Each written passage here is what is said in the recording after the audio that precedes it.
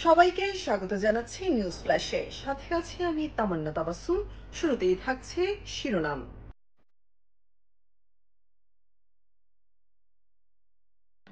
Milestone school tragedy, 5 দিনেও কমেনি কান্না, মৃত্যু বেড়ে 35।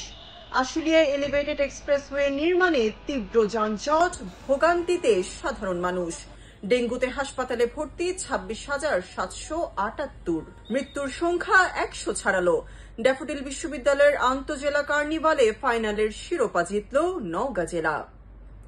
এতক্ষণ শুনছিলেন শিরোনাম, এবারে বিস্তারিত। মাইলস্টোন স্কুল অ্যান্ড কলেজের ভয়াবহ দুর্ঘটনার 5 দিন পার হলেও শোক আর কান্না থামেনি। সরকারি হিসাব অনুযায়ী এখন পর্যন্ত প্রাণ হারিয়েছেন 35 জন।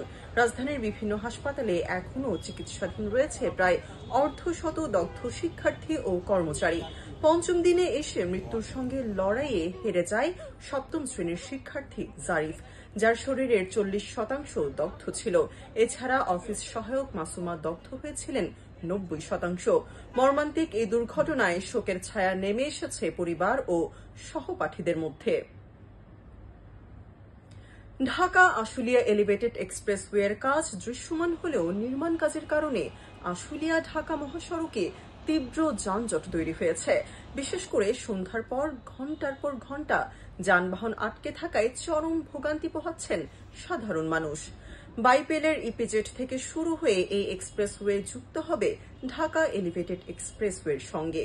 দুই প্রকল্প একত্রিত হলে প্রায় 44 কিলোমিটার দীর্ঘ এই দ্রুত গতির উড়াল সড়ক দিয়ে সরাসরি যাতায়াত সম্ভব হবে। চলতি বছরে এর মধ্যে রাজধানীর বিভিন্ন হাসপাতালে চিকিৎসাধীন আছেন 5,778 জন। ইতোমধ্যে ডেঙ্গুতে মৃত্যুর সংখ্যা বেড়ে দাঁড়িয়েছে 100-তে। রোগীর সংখ্যা দ্রুত বাড়তে থাকায় বিশেষজ্ঞরা সবাইকে সতর্ক থাকার পরামর্শ দিচ্ছেন। তবে সিটি কর্পোরেশনের অবহেলার কারণে ডেঙ্গুর প্রকোপ আরও বাড়ছে বলে অভিযোগ উঠেছে। ড্যাফোডিল ইন্টারন্যাশনাল ইউনিভার্সিটি কর্তৃক আয়োজিত আন্তজেলা ক্রীড়া কার্নিভালে দুর্দান্ত পারফরমেন্সের মাধ্যমে ফাইনালে শিরোপা জিতে নিয়েছে নওগাঁ জেলা স্টুডেন্ট অ্যাসোসিয়েশন।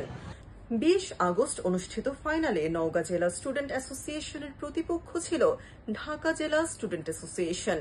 জয়ের পর নওগাঁ টিমের খেলোয়াড় ও সমর্থকদের মধ্যে ব্যাপক উচ্ছ্বাস বিরাজ করছে।